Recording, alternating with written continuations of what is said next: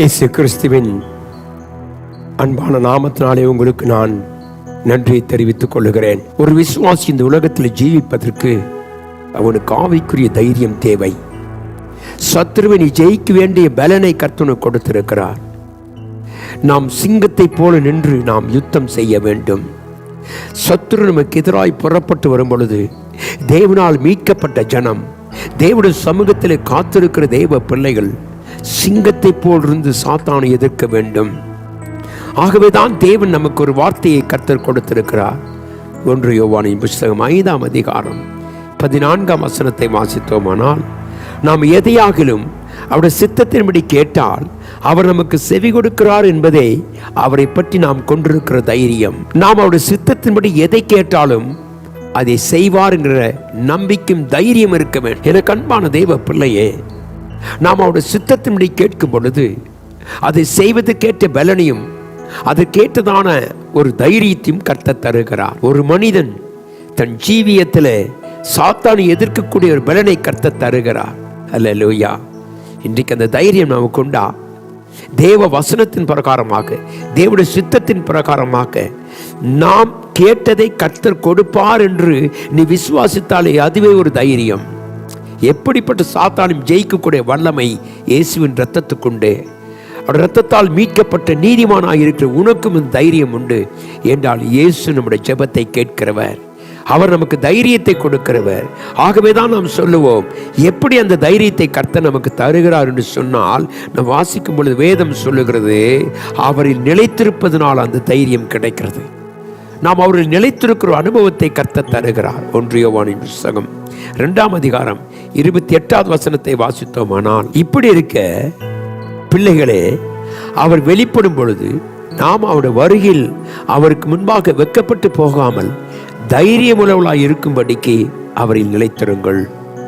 தேவனுடைய பிள்ளையோட வருகையிலே நாம் அவரை காண வேண்டுமானால் நாம் அவரில் நிலைத்திருக்க வேண்டும். ஆகவே வேதம் சொல்லுகிறது, அவர் வரும் பொழுது, அவர் வெளிப்படும் பொழுது அவருடைய வருகையிலே நாம் நிற்போம் என்கிறதும், வெட்கப்பட்டு போகாமல் தைரியமுள்ளவர்களாய் இருக்கும்படி நாம் அவரில் நிலைத்திருக்க வேண்டும்.